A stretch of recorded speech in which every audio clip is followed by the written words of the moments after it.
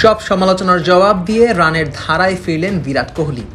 একেবারে সব রেকর্ড বই চুরমার করেই নিজের ৮১তম সেঞ্চুরি করলেন ভারতের এই ব্যাটিং সেন্সেশন।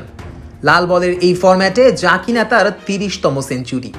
সবশেষ ২০২৩ সালের জুলাই মাসে ওয়েস্ট ইন্ডিজের বিপক্ষে এই ফরম্যাটে সেঞ্চুরির দেখা পেয়েছিলেন বিরাট। আজ প্রায় ১.৫ বছর পর এসে আবারও ৩ অঙ্কের ম্যাজিক্যাল ফিগারে পৌঁছে গেছেন এই ব্যাটার। সাম্প্রতিক সিরিজগুলোতে রানের ধারায় ছিলেন না বিরাট কোহলি। অজিদের সাথে ম্যাচের আগে সবশেষ ১৪ ইনিংসে ৫০-এর কোটা পেরোতে পেরেছেন মাত্র ২ বার। আর দ্বিতীয় ইনিংসে ১৭ রান করার আগে শেষ ৫ ইনিংসে কোহলির ব্যাটে রান আসে মাত্র ২৮।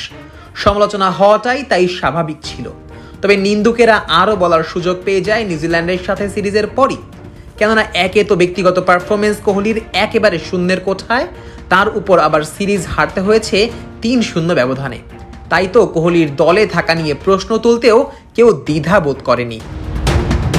তবে কোহলি সবকিছুর জবাব দেওয়ার জন্য হয়তো বর্ডার গাভাস্কার ট্রফিকেই বেছে নিয়েছিলেন। সেটাই করে দেখালেন। সিরিজের প্রথম টেস্টেই খেললেন অসাধারণ এক ইনিংস। পার্থের মাটিতে প্রথম ইনিংসেই দু দল চরম ব্যাটিং ব্যর্থতার পরিচয় দিয়েছে। তবে নিজেদের দ্বিতীয় ইনিংসে ঘুরে দাঁড়িয়েছে ভারত। লোকেশ রাহুলের অর্ধশতক ও ইয়াশস্বী জয়সওয়ালের অবিশ্বাস্য ১৬১ রানের ইনিংসে জয়ের স্বপ্ন দেখতে শুরু করে টিম ইন্ডিয়া। ভারতের নেওয়া লিডকে এরপর পাহাড় সম পর্যায়ে নিয়ে গেছেন কোহলি।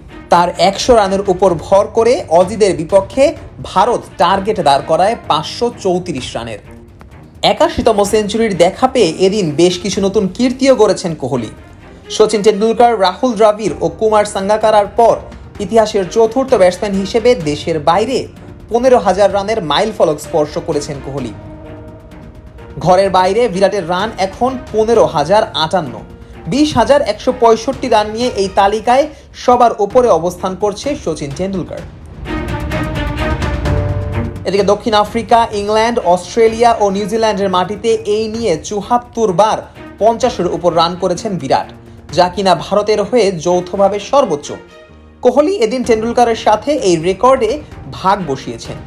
৫০ ঊর্ধ্ব ইনিংসে সচিনের কাছে গেলেও সেনা পিচগুলোতে সেঞ্চুরির সংখ্যায় অবশ্য এখনও কিছুটা পিছিয়ে আছেন বিরাট। সচিনের ২৬ সেঞ্চুরির বিপরীতে বিরাট করেছেন ২২টি সেঞ্চুরি। তবে অস্ট্রেলিয়ার মাটিতে টেস্ট সেঞ্চুরি করার ক্ষেত্রে অবশ্য সচিনকে ঠিকই ছাড়িয়ে গেছেন কোহলি। সচিন অস্ট্রেলিয়ার মাটিতে টেস্ট ফরম্যাটে সেঞ্চুরি হাঁকিয়েছেন ৬টি। সেখানে পার্থে হাঁকানো এবারের সেঞ্চুরিটি অজি মাটিতে কোহলির ৭ম সেঞ্চুরি। সেই সাথে বর্ডার গাভাস্কার সিরিজেও এখন সবচেয়ে বেশি সেঞ্চুরির মালিক কোহলি। এখানেও তিনি ভাগ বসিয়েছেন সচিনের সাথে। এদিকে সচিনের ১০০ সেঞ্চুরির রেকর্ড থেকে কোহলির দূরত্বটাও কমেছে এই সেঞ্চুরির মধ্য দিয়ে। ওয়ানডেতে সচিনের সেঞ্চুরির রেকর্ড ভাঙতে পারলেও সব ফরম্যাট মিলিয়ে এখনও ১৯ সেঞ্চুরি পিছিয়ে আছেন কোহলি। তবে সচিনের থেকে অবশ্য বেশ দ্রুত গতিতেই ৮১তম সেঞ্চুরিটি করেছেন বিরাট।